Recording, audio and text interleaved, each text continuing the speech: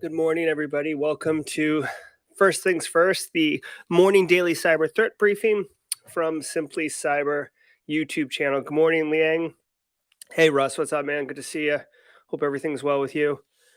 Mubarak, good to see you. Good morning. We'll get started in a few minutes here. Hope you got your coffee. Getting ready for the holidays. I am considering moving this to a noon Eastern time frame to account for my West Coast colleagues who, it would be 8 a.m. for them. Everybody could get it 8, 9, 10, 11 noon. So let me know. Good morning, Simon. Good to see you, Muhammad. Let me know in the chat if you guys would like this move to noon Eastern. I'm pretty usually open at noon Eastern time. What we're going to be doing today is what we do every morning. We are going to be digging into the top news stories of the cybersecurity industry, get you ready. I'm going to give you some reflective analysis on those stories themselves and set you up for success on the day. As always, if you have any thoughts on the stories, definitely drop them in chat. It's a great community in here talking, sharing. And we will just dig in. Okay, everybody? Good morning. Yeah, I know. Hey, David Jones. Good to see you, Fazil. LinkedIn user. Good to see you if you're watching. We are on LinkedIn, Facebook, Twitch, because it was available, and YouTube, which is the ground zero for Simply Cyber. Okay, Pelin, thank you for the feedback. Good to see you. Chris Hidalgo, good to see you. BSEC, good morning. All right, BSEC's here. Let's get started. Cybersecurity headlines. Hey, Anthony. It's Tuesday, December 21st, 2021. Mobile network vulnerability goes back to 2G. A new paper from researchers at New York University Abu Dhabi discloses a security vulnerability in mobile network handover, impacting all mobile networking generations going back to 2G. Handover occurs when data is transferred from one cell site to another during transmission. While cell signals are cryptographically protected, content is not verified, meaning an attacker could force a device to move to a cell site operated by a malicious actor, opening the door to a denial of service or a man-in-the-middle attacks.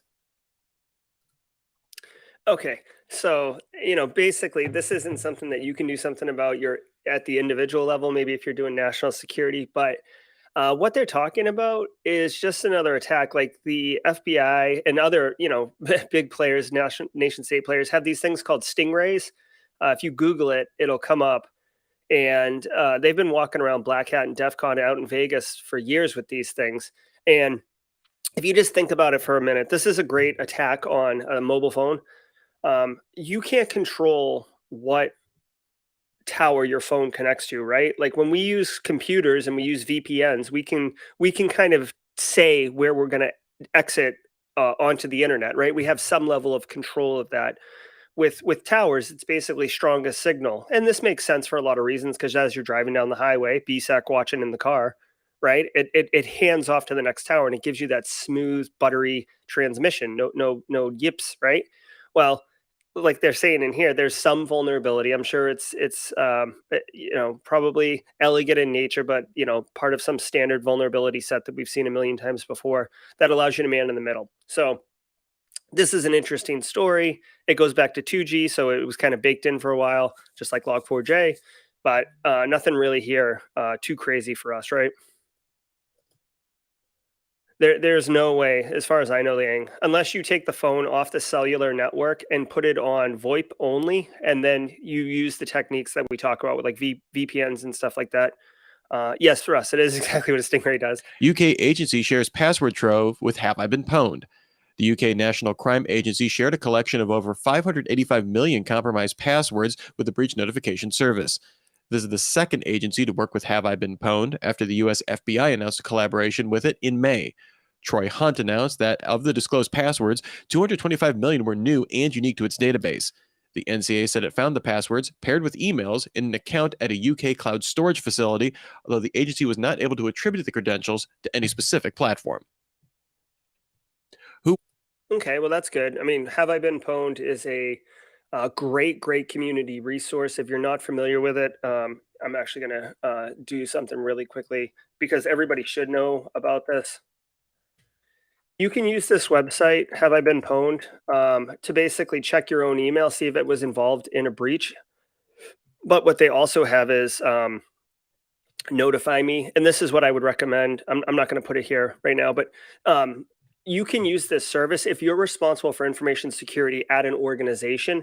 You can actually put in like the security at organization.com here, and they'll proactively monitor. So where I currently work, for example, I'm responsible for 5 different email domains. They're all registered here, and when a email account is involved in a compromise and they're made aware of it, they notify me which account, right? So that I can email my end user and say, hey, we're going to change your password, or, hey, end user, this is a great security awareness learning opportunity. Hey, end user, I don't know what your password was, but if you use the same password that you use here for your bank credentials and LinkedIn and social media, they're all compromised. You got to go change all of them. It's a great learning opportunity, and it's great service. It's absolutely free.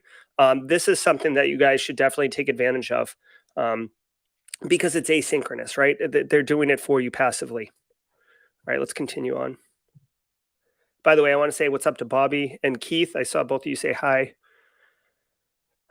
Keith, does the password list exist? As far as I know, they don't make the password list available. You can type in, like, this is really sketch, but like, you could type in your password and they'll tell you if your password shows up in the list. I am really, hold on, where's my, what can I do this? Can I do this? No? Nah. Yeah, I can do it. I'm really of the mindset that I'm very uncomfortable typing my password into a random text field on a website, even though I know it's legit. Have I been pwned? You can do that. I mean, if you want password lists, there are ways to get not have I been pwned list, which is like in the billions, but you can do, there's paste bin searches and mega dumps and stuff like that you can get them. Okay. Yeah, Liang, it's definitely worth checking out if you're in there. And by the way, it's important also to note that you look at what it is. Just because you show up in the breach does not mean that you are compromised. Sometimes your email address will be sold in a package deal as like a data package, and so you'll show up in a data breach involved with like Foxit PDF, and you've never used them, and you've never used them, and you're like, oh, have I been someone stealing my identity? No, like they just bought wholesale. So like if it might just say email involved, it'll tell you what's there, like email, social, password, credit card. It'll tell you what details are in there. Okay. Yeah, Tom. Yikes. 11. Woo. All right. Good morning, Michael. Let's see. Let's continue on. Watches The Dark Watchmen. Researchers at Prevalian released a report detailing a new malware named Dark Watchmen, which is a remote access Trojan in use by Russian-speaking actors targeting Russian organizations. The malware first showed up in early November, being sent through phishing emails with a zip file containing a disguised executable. Clicking through would deploy the rat paired with a C# keylogger. The malware is extremely lightweight, using only 8.5 kilobytes of space and using a scheduled task to launch the malware on login. The keylogger writes data in a Windows registry key that's used as a buffer, which the Trojan clears and transmits to a C2 server. Dark Watchmen can load additional payloads remotely, so it could be used as a first stage before a ransomware deployment. Okay, wow. Did anyone get bingo on the buzzwords there? Jesus, I like had every single one of them. So real quick with this one, this is interesting. Again, a hat tip to the dark side, a hat tip to the criminal actors here for writing a 9 kilobit rat, very lightweight. Incredibly effective. I guess what I will say about this one, hopefully your EDR signatures are checking this stuff, but a really cool tool worth checking out, right? Just worth checking out. Sys Internals has, if you Google SYS Internals, or if I do it for you, if you don't know about this, this is a good one to have in the old toolbox. I'm actually building a malware analysis workstation right now, and I just put this on yesterday. This is free. Sysinternals. It's a whole suite of tools. Okay, if you've been working in a Windows environment, you know exactly what this is. But one of the tools that I want to share with you is called. Well, I'll just tell you what it is, so I don't bother you. But it's called Auto Runs, and it will literally, you click it and it tells you everything on that endpoint that is set to run when you start the computer, right? And that's how this sucker works, right? Or one of its persistence mechanisms is that it'll launch on login. So Auto Runs, Google it. It's a standalone binary. I just was messing with it yesterday. That's why it's in my mind. Okay. By the way, I ended up having to buy Parallels. I think Tom shared with me checking out VM Fusion. I got frustrated and bought Parallels. Okay. Good morning, Kayla. Good to see you. Good morning, Albin. Good morning, VJ. Meta sues to disrupt phishing campaign. There we go. Meta filed a lawsuit against the relay service ngrok to uncover the identities of a group operating a large-scale phishing campaign. Meta claims the group is operating over 39,000 websites designed to get people to enter login information for Facebook, Instagram, and WhatsApp. The scammers are using ngrok to redirect people to malicious sites. Meta began working with ngrok in March to suspend thousands of URLs used in the campaign. And now a word from our sponsor. Complaints about Bluetooth connectivity. Okay, so I guess BSEC. I'll have to Google that. I didn't know msconfig could do that. But if there's an actual command, drop that for me. I'd love to compare that versus autoruns. Meta, way to go, Meta. Again, we talked yesterday in First Things First that Facebook banned 7 cyber mercenary firms' accounts. They're doing this, so I don't know if they're paying for PR for them to get recognized as pro security, as basically I want to assume good intentions here. Okay, yeah, they shut down 39,000 sites, or a group that set up 39,000 sites. That's awesome. But in my mind, my cynical information security, just beat down mind, what I'm thinking is, oh, you know what? It's interesting. Meta's actually planning on becoming a, this pervasive Web 3.0, super in your face, invasive overlay to our society. They probably want a really, really good PR campaign that's multi years and a really positive profile in society's eye as oh, they're the good ones. They're the ones who always shut down the bad guys. Let's trust everything to them. I own an Oculus too. I will be probably doing something in Meta. I'm not really a Facebook user, but there's probably going to be a lot of services in here that I just won't have a choice. But cynically, I'm wondering if part of their initiative, if I continue to see front page news stories about Facebook doing great stuff for the security community or for end user population, I'm going to be sniffing that this is, what do they call it? It's that movie with Sandra Bullock about Crisis or something like that, where it's all about spin. It's all about portraying yourself in the public eye. I hate to say it, but whatever. Good morning, LinkedIn user. If you're watching us on LinkedIn, welcome. This is a good time. We're doing it every 8 a.m. If you want to engage more, head over to the Simply Cyber version of this. Okay, let me get off my little spicy soapbox. Spicy! Okay, let's go. Issues on iOS 15.1 surfaced on Apple support communities, and it was hoped that the issue would have been resolved by 15.2. This doesn't appear to be the case, with users reporting vehicles from a wide range of manufacturers dropping Bluetooth connection within minutes of connecting to a call. This appears limited to calls, not media playback, and impacting iPhone 12 and 13 models. Interesting. I kind of missed, I guess, the first couple minutes of this story, but I'm kind of curious why it would lead to a car crash. I feel like this is one of those situations where there was a news story that there's no correlation between the accident and the Bluetooth bug dropping. Let's see.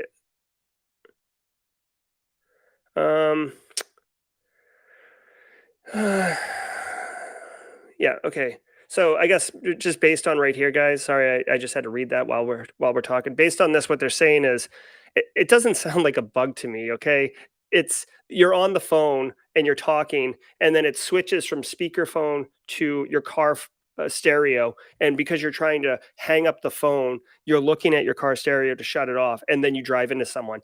I don't think that that's related to Apple. I don't think Apple's causing you to drive into someone because you're not paying attention to your driving. Okay, I think that the handoff. I'm wearing cans right now instead of my AirPods I got for my birthday because I have Apple ecosystem everywhere, and these AirPods can't figure out that I want to do First Things First at 8 a.m. every morning. So I have to do this, but I don't think of that as a bug. I think of that as an end user expectation that's difficult to account for because. What are you doing? So not too worried about that.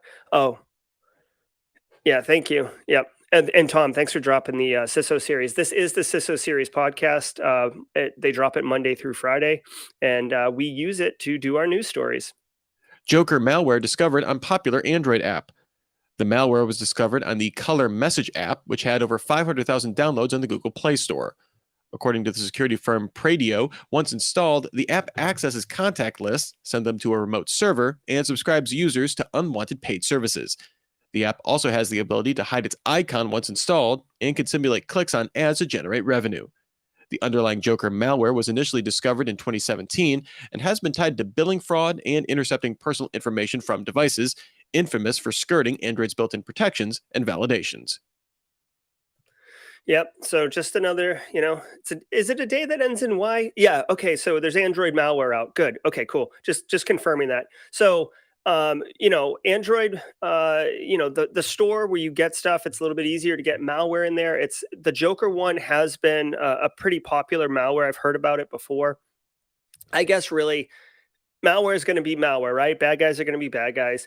The key takeaway here is, and this is one of those end user learning opportunities, and really for yourself as an individual, a couple things. One, you probably wouldn't go to like some fringe website to download an executable and install it on your main machine. You should have the same kind of idea when you're going to, non-Android stores, right? And side loading stuff or whatever. Um, tell end users, be careful. Your Android phone can be infected just as easily. And as people use phones as more of their like important thing, like if you lost your phone, or you lost your wallet, which would you be more upset about? Me, I'd be upset about my phone, right? So educate end users about that. And then another thing that a lot of people don't understand, and this is really for all of you listening to us, right? With Apple iPhone, Apple controls the operating system. The operating system is the operating system. Okay, that's it. When there's an update, it's the same one, same platform, same OS, same everything, right? So when I say I'm on iOS 15.1 and I want to be on 15.2, I can be on it, right? Unless I have an old phone that doesn't support it, but that's a different issue. With Android, Google lays out like whatever, they have these funny names like KitKat, right? The KitKat OS. Well, then someone like Samsung or LG or Sony or Asus or whatever, they can take that, right? And they can put it on their device, like an Amazon Fire Stick, I think they run Fire OS. But anyways, they can take that and then they can add additional modules and elements and APIs or system functions and stuff like that. Right. Well, here's the thing. That's awesome. That's awesome that LG took KitKat and added extra features to make the LG phone awesome. When it goes from KitKat to, ice cream sandwich, if you upgrade the LG phone, some of that functionality will break. So LG, and I'm just saying LG for a vendor, right? The LG version will break. So LG won't push the update. So now you've got this delta between all the security vulnerabilities that were found in KitKat, that were fixed in Ice Cream Sandwich, that will exist in the LG phone because LG isn't fixing it. And that's one of the key issues with Android OS is that it allows for forking essentially.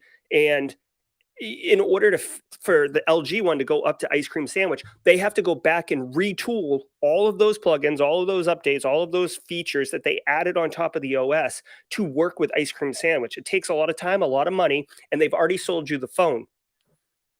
Where's the where's the financial incentive? Follow the money, right? So that's the key thing here.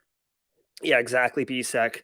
Like again, protect your end users if you can. Get them on your own network. Have DNS protections, have web filtering, end user awareness. There's a lot of defense in depth that we can do here. But as people work remotely, their ISP, Comcast, Verizon is going to serve them whatever they want to go to.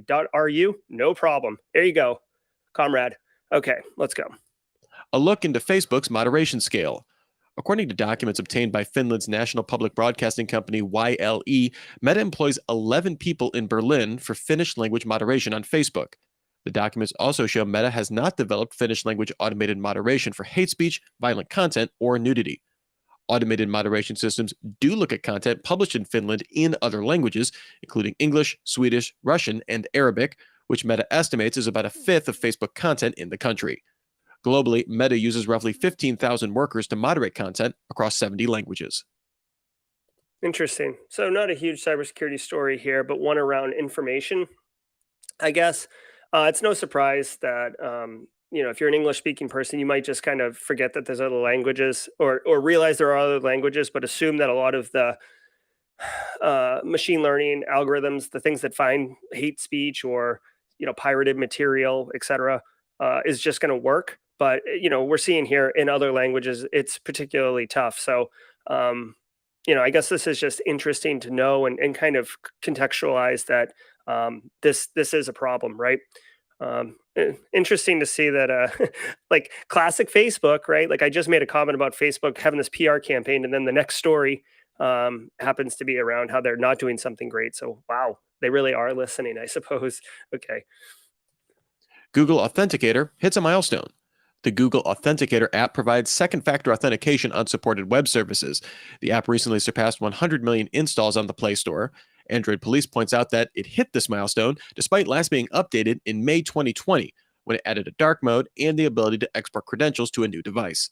While Google has mostly switched focus to phone-based approaches to 2FA rather than using app codes, the app remains popular.